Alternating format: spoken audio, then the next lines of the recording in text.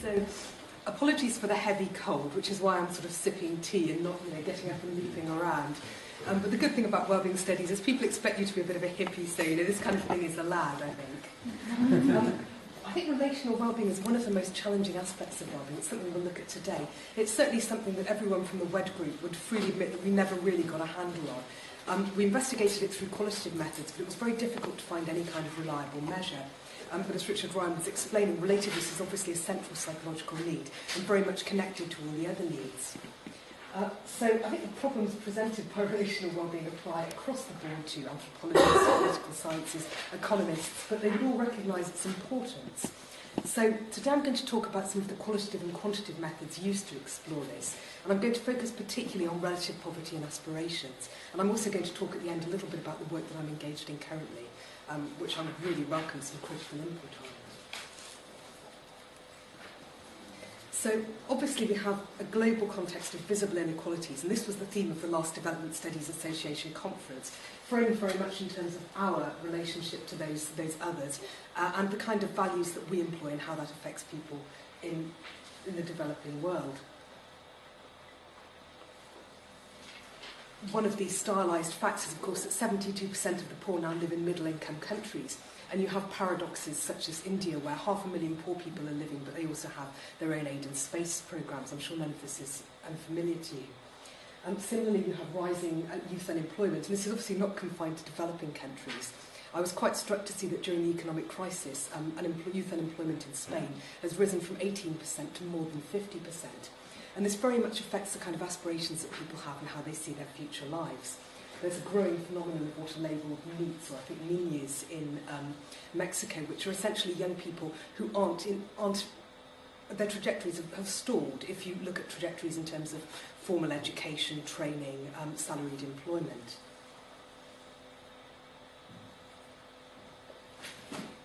In a sense, none of this is new, because obviously Bourdieu has written quite powerfully about broken trajectory effects. But I think you could argue that it's becoming particularly acute because there's now a more striking gap between globalised expectations and local realities. So I'm giving this somewhat lengthy preamble because I want to justify my decision to focus on relative poverty and what I'm talking about in the next bit, because obviously absolute poverty is by no means resolved in many countries in the world. But I think that social exclusion frameworks, and particularly ones that incorporate an element of adverse incorporation, looking at how people can actually be included on terms that are really quite unhelpful for them, very helpful in terms of wellbeing analysis. So in relation to what we commonly understand of as needs, and I think we can go back to Adam Smith in his discussions on a linen shirt, where our understandings of needs need to be expanded, it's such a tricky word, to include those things which the established rules of decency have rendered necessary to the lowest people. He was arguing then the case for a linen shirt that enables social participation. I should perhaps explain these pictures. This comes from Young Lives.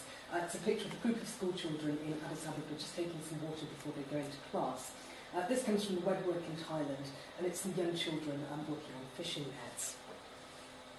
So, relational well-being, very tricky to define. In Sarah's earlier work, you've probably seen a triangle, which I'm not going to attempt to reproduce here, where you have, it's the third apex, and you also have subjective well-being and objective well-being at the other parts. And obviously Sarah's work and Wed's work as well has looked at the extent to which these are linked, how they're linked. So I see them coming in very fundamentally how we define well-being. So conventionally, many people would say a loving family, good friends, feeling part of the society where we live. And certainly the WED work found these commonalities across 4 countries. Also how we judge whether we're doing well. I think social comparison theories are very important, whether coming from psychology or economics, and understanding how people form these evaluations. Also, what supports or constrains our pursuit of well-being. And I was very interested in Richard's ideas about autonomy support. I'd perhaps like to hear a bit more about that later.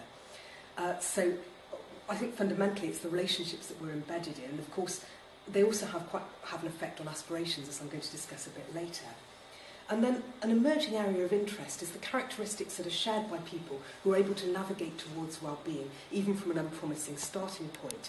So these are seen as sociability, as non-cognitive skills. And this is actually a very strongly emerging area in both positive and community psychology, where Michael Engar talks about resilience and the determinants of that, and also in economics in terms of the use of, I was very struck by this, the use of locus of control in an impact evaluation of an intervention for farmers in Ethiopia. This is very recent, it's Stefan Durkon's work. So this is obviously not what you've come to hear. I'm going to give a quite concrete methodological example by talking about a well-being exercise exploring Ethiopians and children's understandings of living well and badly, using a variety of methods. So this draws on work conducted with young lives, most particularly with Gina Crivello, who's written a very helpful paper on this, outlining exactly what we did. We were looking at children's understandings of ill-being and poverty as well as well-being, and poverty was actually looked at more explicitly in a second exercise, which I'll talk briefly about as I go through. The data I'm using comes exclusively from Ethiopia, which is partly because it's the country that I'm most familiar with and was most involved in the production of the data in, but I think also it relates to a sort of methodological point which I'll make a little bit later, which is that focus group data is inherently variable in quality, and you do see great variations across country teams, not necessarily across countries. And the Ethiopian data is very strong, so that's the data that we present, but obviously one can't infer from that all of the data is equally strong. So to get back to the method, children were asked to draw a picture of a child who's living well and a child who's living ill, and then describe what's going on and answer some questions about it, questions from their peers within a focus group. These were focus groups of about 6 people, older and younger boys and girls. In terms of the older girls and boys were seen separately. So Afterwork, who drew this picture, described on the left-hand side the life of the child who's living well, the boy who's living well. He has a house with many rooms, a CD player and TV. He has a good variety of food prepared for him by his parents. And you can probably see that loaded table up there in the top left-hand corner. He goes to a school that has a field and equipment for kids to play on, not far from his home. It has good classrooms and it also has a library. And right at the centre of the picture, you also see Afterwork with his parents, who are actually going off to do some interesting recreational activity. I think he mentioned something involving lions at Addis Ababa Zoo. So this contrasts with the child on the right-hand side, having no parents and living alone. The roof of his house has holes, so during the rainy season, water goes into the house. You can see it pouring in there. And as a result, the boy gets sad and cries. He doesn't go to school. I think Afterwork could probably have expanded on this theme for rather longer, but we're a bit constrained in terms of the time allotted to the exercise. So what I found quite striking was that having said this, he then got some very challenging questions from his audience. And this illustrates the potential, I think, for inbuilt triangulation in group activities, in that essentially the boys were saying, well, surely things aren't quite as bad as that, and asking him to explain a bit more. And the 3 examples that I've given here, they did make some other queries, all focus around the child's relationships. So because he has dirty clothes, he's not actually very appealing. The point is made twice that no one can really get close to him, no one wants to get close to him. So as a result, he doesn't have anyone to represent him to administrative authorities, the Kabele, or to the NGOs, and he doesn't have anyone to give him any economic support that would enable him to pay a relatively small amount of money to buy shoe polish in order to start shoe shining. In addition to this, there was an extremely lively debate. It went on for about 2.5 hours, and this was because we'd asked the children to try and prioritise the indicators in order of importance to the purpose of the exercise was ultimately to try and create alternative measures of child poverty which were emically rather than etically derived, and then look at their performance against etic measures.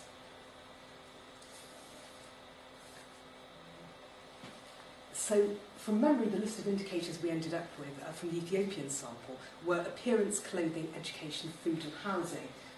Interestingly, relationships weren't actually within that list, but they were very much in the backdrop of all those indicators, and that appearance was constructed in terms of what being someone whom people find physically appealing enables you to do in terms of your relationships, what having a decent set of clothes enables you to do, not be laughed at school, go and labour.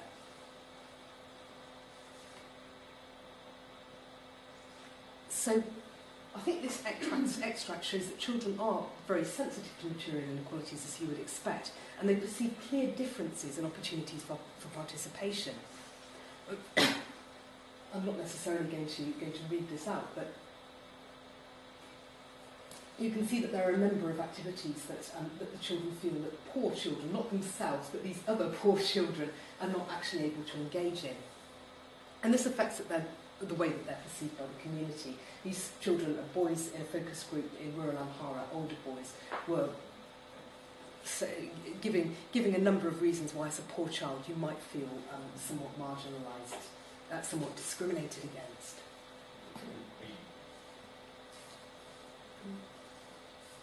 So, when I presented this before, some people have found these findings surprising, simply because Ethiopia is considered to be a byword for absolute poverty.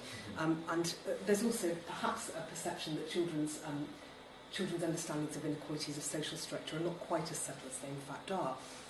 I think that they're extremely interesting, and I also think they connect with work that has been done historically in the UK about a socially perceived necessities approach for calculating thresholds for poverty, which I think still has a great deal of mileage. This is obviously Peter Townsend's work.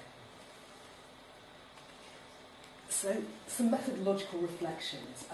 I've mentioned the potential for group work. Something that's absolutely crucial, and I'm sure other people would confirm this, is the quality of facilitation and note-taking. And this is particularly true when you have a slightly remote arrangement, where obviously you're training the researchers, but you may not sit in on all or even any of the focus groups, and you're working essentially with researchers' notes and possibly also with transcripts. And if you're working in a different language, there's an additional layer of mediation through the process of translation. I mean, these are maybe particular problems to young lives, but I think I'm inclined to think from experiences with web that they're shared by many international projects. There's also perhaps a benefit of a sort of more deliberative process. I think Severine could talk about this, which enables children to reflect on a number of different occasions about what they understand to be poverty or well-being. And this happened to some extent in that we had focus groups and we had individual interviews. But I think there was maybe a potential for perhaps more extended group work if you really wanted to get at children's understandings.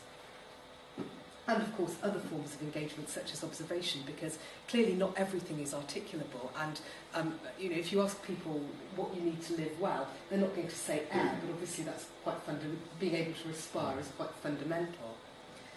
In terms of presenting our work, I found some of you might perceive that I've had no problems getting papers published, but that's actually not true. I found that with Young Lives in particular, the work has often been perceived as to be working with very small samples that have been purposively selected.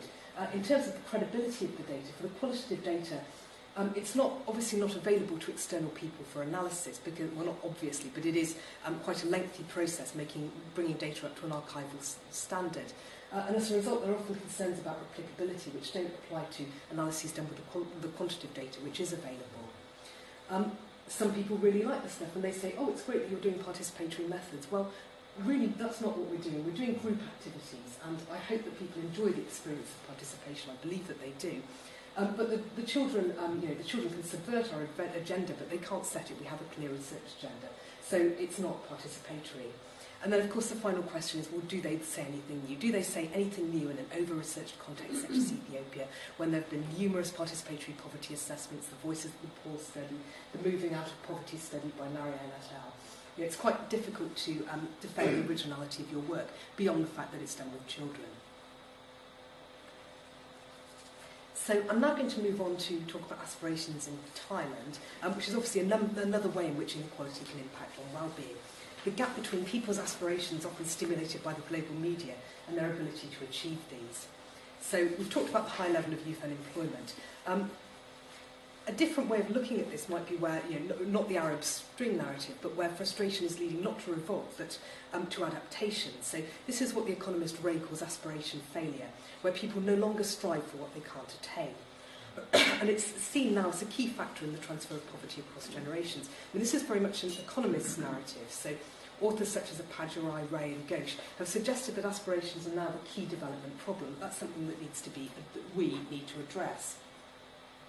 And of course there are a number of, I'll move back to that slide, that less interesting slide. There are a number of problems with this, which I'm sure Sarah will be very quick to point out, which is that there's an element of victim blaming here, and we also seem to be going back to a very old discourse around the culture of poverty.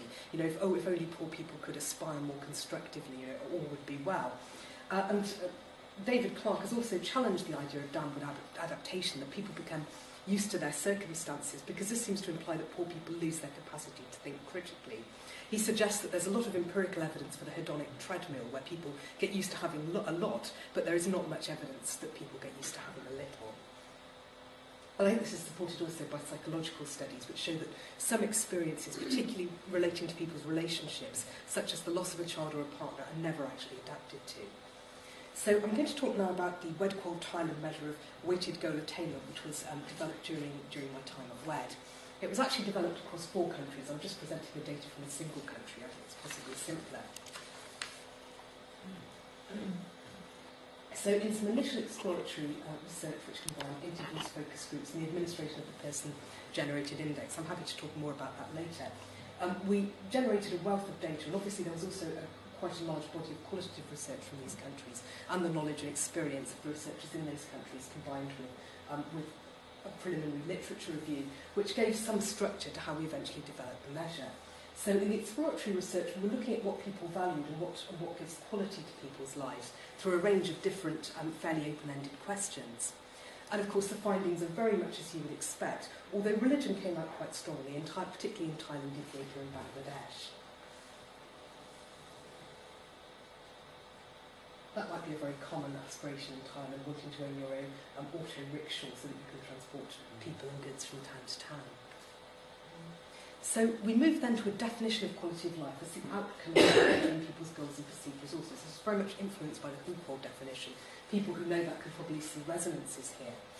But perhaps our decision to focus on the gap between goals and, our decision to focus on goals was a bit problematic, and I'll talk a little bit later about why that might have been. So essentially we were looking at what people wanted to do or be and the resources that they could access to achieve those. And we looked at resources in both, we obviously had an objective measure of resources through the Resources and Needs questionnaire. We had measures of people's perceptions of their objective resources, and we had measures of people's subjective perceptions in related areas. So I don't think I described that very well, but essentially it's I'm actually taking this example from Sarah's briefing paper, so I think it's quite a neat one. What's the range of the salary within your community? Are there opportunities for you to achieve a salary? What's your salary? How do you feel about your salary? I mean, those are different forms of information which can then be brought together.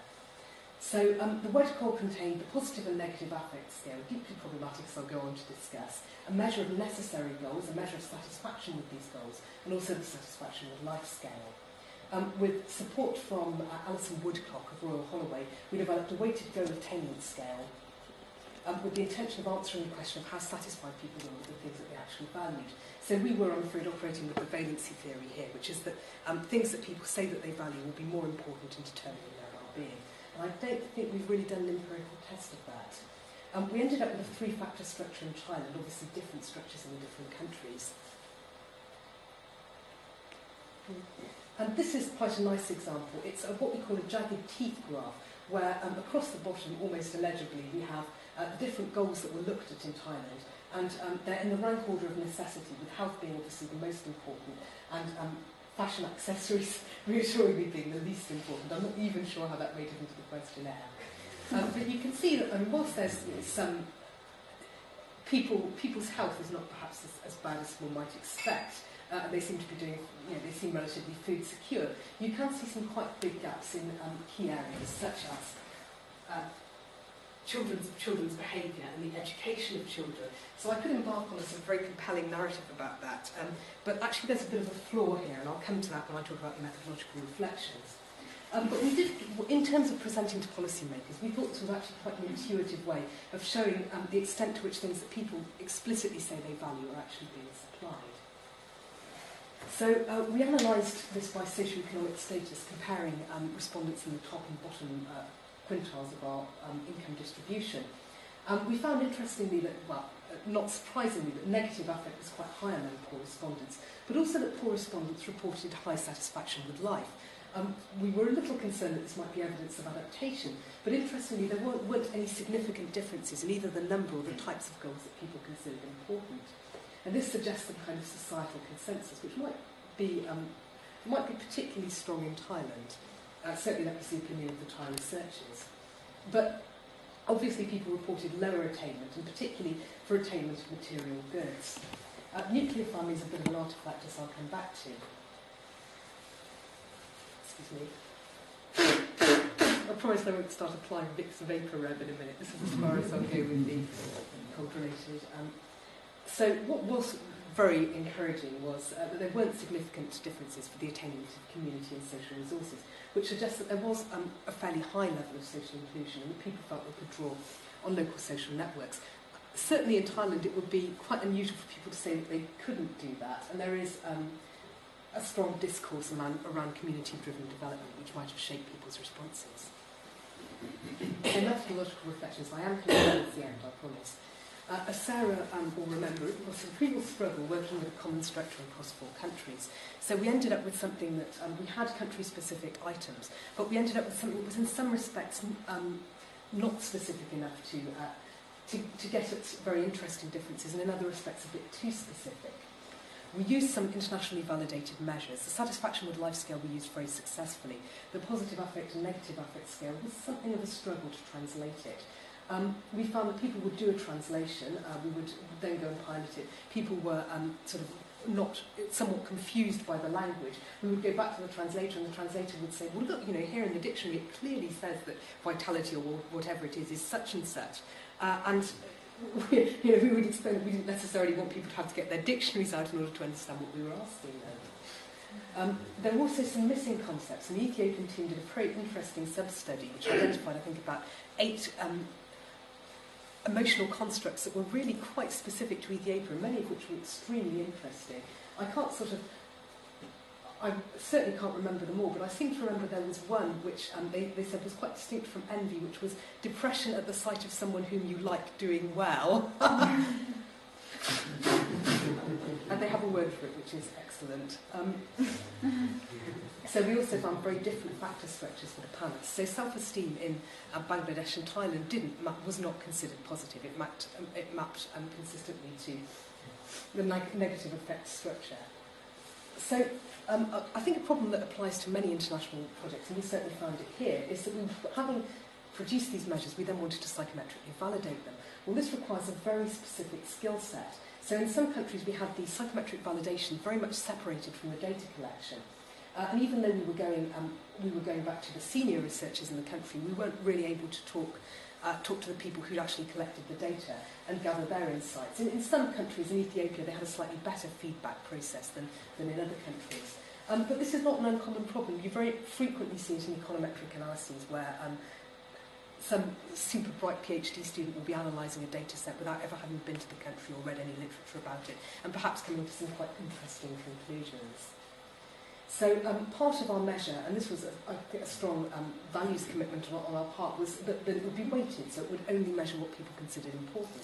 Well, this was very time-consuming, and I think a bit tedious for respondents when you were saying, how important is this, and then how satisfied are you with it? And people often, possibly because of our translation, people often find it quite difficult to distinguish between the two concepts. But we didn't find, in terms of analysis, it actually added that much. And other recent papers on weighting have suggested it's perhaps not worthwhile because there's quite a strong correlation because of the way that I suppose because of the theory of sour grapes. So if people know that they can't attain something, then often they will scale down its importance in their mind. I think Richard might possibly disagree with that, and it would be interesting to discuss that later. We also found that the measure was very sensitive to life stages because it spanned an extremely broad range of competencies and resources. We found that in Thailand we had this phenomenon of young underachievers, and the reason for this was that young people would say, having well-behaved children is tremendously important to me, even though I am only 16. And they anticipated that one imagines that they would have well-behaved children in the future. I mean, it would be quite key to know whether they felt confident that they would be able to achieve this. But of course, when they came to say, how satisfied are you with your well-behaved children, obviously they had to say, I am not satisfied, brackets, because I do not have them. So as a result, this is why we saw in the jagged teeth, we saw children's education and children's behaviour coming down quite low because the younger children and also older people for whom this item was no longer relevant were included in that overall sample. And the very fact that we've chosen to focus on goals, I mean, I'm extremely interested in the concept of aspiration, so to me it makes intuitive sense. But it does also subscribe to what Pendlebury's called a careerist notion of well-being. You know, you go out there and you achieve your goals, and that's what makes you feel good. And Wilk has argued quite interestingly on the basis of his data and believes that this is by no means a universal understanding of what it means to be well, and actually quite alien from the people that he normally works with, who have a slightly more relaxed and perhaps appealing idea about life. So, this isn't quite the final slide, because I was going to talk very briefly about what I'm working on at the moment. Do I still have time for that? 5 minutes, that's cool. Okay, so I'm now doing what I hope will still be a collaborative project with Young Lives on measuring socio-cultural competencies, or what economists call non-cognitive skills, which has a certain, a certain appeal. It's a very quick term to use, and essentially it's sort of everything that, for example, young people have that determines their educational and employment outcomes that isn't captured by exam results or cognitive tests. And I was sort of thinking about this when Stan was very skillfully introducing the first speaker, and the first speaker was sort of very gracefully talking about how you don't like giving presentations, which I'm sure is perfectly true, and how even when you reach a level of experience, it's not an easy thing to do. And for the audience, I think who was sort of listening to Professor Ryan, it was actually really nice. We felt set at our ease by hearing you sort of talk about sort of common human experiences. So in both cases, I think you were showing social and cultural competencies. You were using particular skills which were very evident and very nice to see. And in the olden days they would have called it charm, but I think that actually sounds a bit ghastly. So that's not quite what I would mean. So I think these skills of getting on with people, helping people, getting people to do what you want, working collaboratively, getting people to feel confident in your skills are tremendously important, and they do play a key factor in young people's sort of navigations towards well-being, albeit that they're somewhat difficult to measure. So this study is going to look at how and where these skills develop, I suspect not necessarily through formal education, and also the relationship between these skills and young people's social resources.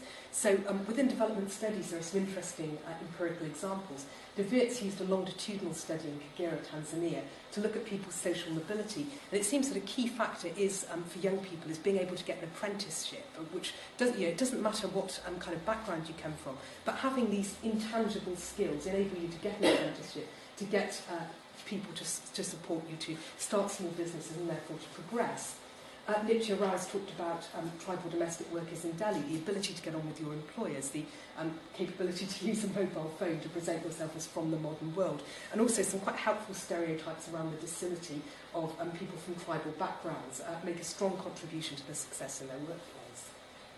And then Beth Takola, her initial PhD was about children's experiences in a poor community in Addis Ababa, but in fact she focused very much on on these social and cultural competencies, things that children do, conforming to ideas of being a good child, for example, that enable them to access resources. And Beth particularly found this in the case of relationships with neighbours in Addis Ababa, who were often a key source of food and other forms of support. So this is funded by the SRC. We hope it will end up in the development either of a measure of one of these elusive things, or a very thorough methodological account as to how it's really quite difficult to develop that kind of measure across various developing countries. So some questions for discussion. Can we measure relational well-being? Well, experiences of measuring social capital, or as they're sometimes reframed, social resources, suggest perhaps not, because these measures are inevitably crude, focus more on quantity rather than quality. We could ask, why would you actually want to measure this when you could explore it qualitatively? Well, obviously there are some pragmatic answers to that. A problem I think Sarah's group probably continue running up to is that measurement obviously is inherently individual, so we need to keep the focus on the broader context, which is quite central to relational well-being. And there's a very nice paper by David Moss in Progress and Development Studies in 2010, which looks at this very aspect. So we don't actually end up with the sort of ghastly Thatcherite vision of accounts of individual men, women and their families, but we're not really capturing the fabric of the societies in which they're living.